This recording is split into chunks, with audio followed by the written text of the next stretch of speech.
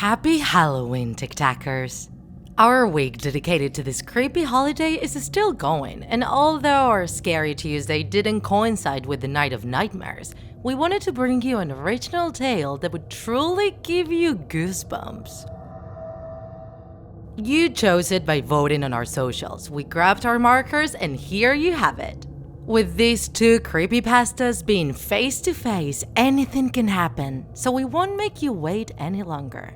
Let the horror begin. It was Halloween night and the police station was almost empty. Half of the officers had permission to be at home during the holiday, while the rest were patrolling the streets, chasing criminals who took advantage of the hassling and bustling to steal things or commit vandalism. Only 2 people stayed at the station to deal with people coming in and answer calls. Sergeant Mike was also staying, who was in charge of watching the station at night. He was doing it gradually. While he walked through the dark basements with his lantern as his only companion, he couldn't stop cursing and thinking about how great of a time he would be having with his small son, going door to door trick-or-treating. Poor Timmy, he was so upset when Mike told him the news. If he could at least buy Timmy some gift. But the department had cut the salaries and he barely earned enough to make it to the end of the month, let alone to spend on toys. He reached the storage where the evidence for closed cases was stored. It really gave him chills having to walk between boxes filled with bloody clothes and weapons used by murderers. Thus, when he suddenly heard a heavy thud, his heart started to race. He ran towards the hallway where it came from and saw that one of the cardboard containers had fallen from the shelf, probably ruined due to the humidity of the place. From inside, another smaller box had fallen. It was wooden, painted with drawings of clowns and vibrant colors, and with a crank on its side. Without a doubt, it had to be some sort of musical toy. Mike inspected it from top to bottom, and when he saw it had no marks nor stains, an idea came to his mind. That could be the perfect gift for Timmy. Surely, he would get very happy with it, and nobody would miss that music box after such a long time in there. Mike decided to try it out first. He turned the crank and the melody of the popular children's song "Pop Goes the Weasel" started to play. But suddenly, the lid opened and a smoke of color and confetti came out, so thick it made it difficult to breathe. The cloud took a while to dissipate. But Mike soon noticed he no longer was alone. Someone else was there now. His suspicion was confirmed once he heard a macabre voice. "Mike, what you doing cooped up in here? Don't you want to play with me?" He focused his lantern through the colored fog and couldn't believe what he was seeing. It was a strange figure with white skin, empty eyes, and sharp teeth. Its body was even more grotesque, with its arms hanging way under its waist and wearing a clown's dress. A more sinister version of one.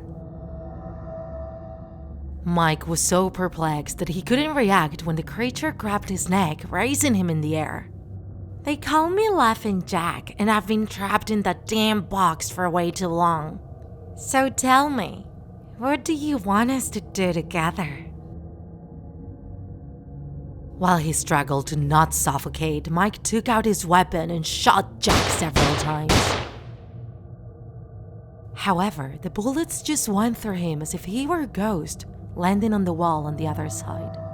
"Oh, so that's what you want to play. Let's do it." With a quick movement, Jack snatched Mike's gun and shot him in the foot, leaving him on the floor, in pain and bleeding. But Jack didn't stop there. He continued to torture Mike by shooting his arms and legs while he yelled and screamed on the floor. "Ah!" "You know what?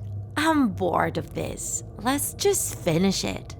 Jack pointed the gun at Mike's head, ready to pull the trigger, when he suddenly heard a crack behind his back. The bullet holes in the wall started to break and the paint started to fall apart, exposing a wrecked blue door. It started to open with a creak, and from it appeared a new creature just as sinister and threatening as Jack. It was a tall and slender figure with red hair and green eyes. It also had sharp teeth, and its long arms ended in grotesque claws. Mike thought he was hallucinating. What he was seeing was worse than any nightmare. However, Jack only reacted with a grimace of disdain. "The hell are you doing here, Jason? Shouldn't you be fixing your little toys?"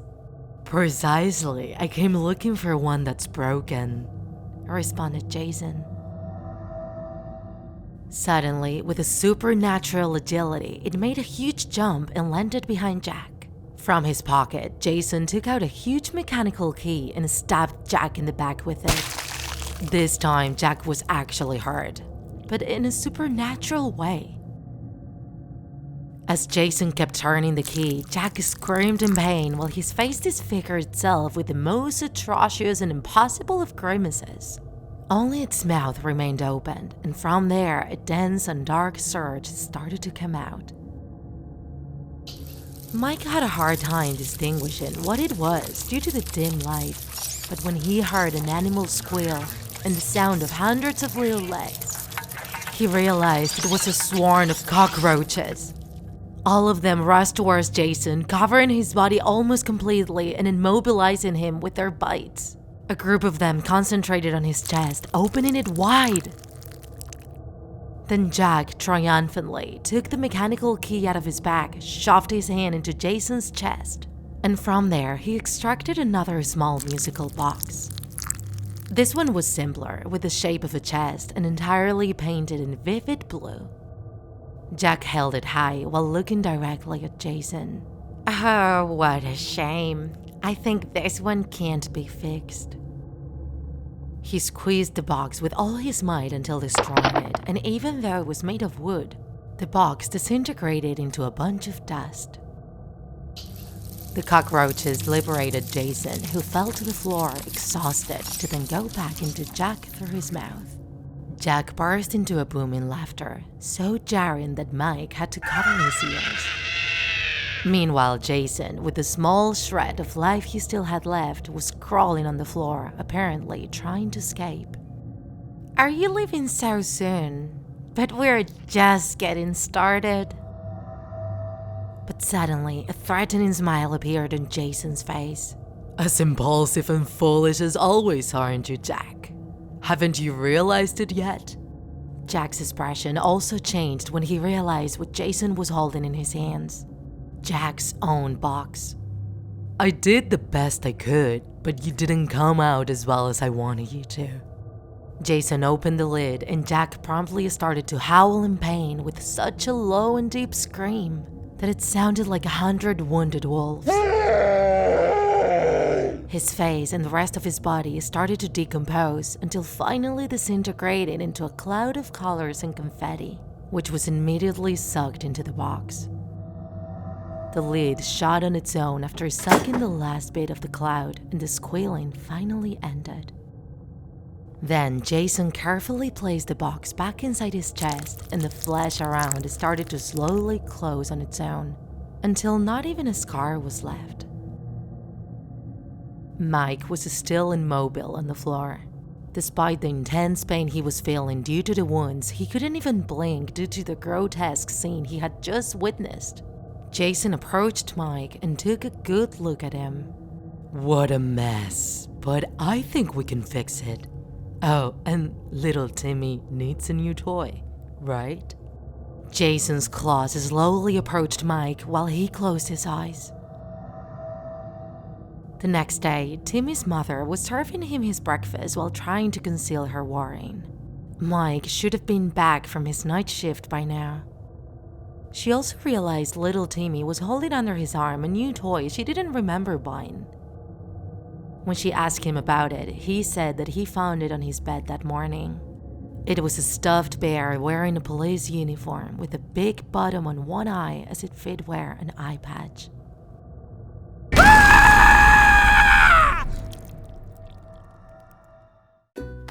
If you enjoyed this video, don't forget to like it, and if you want to see more Draw My Life videos, subscribe to our channel. See you in the next episode.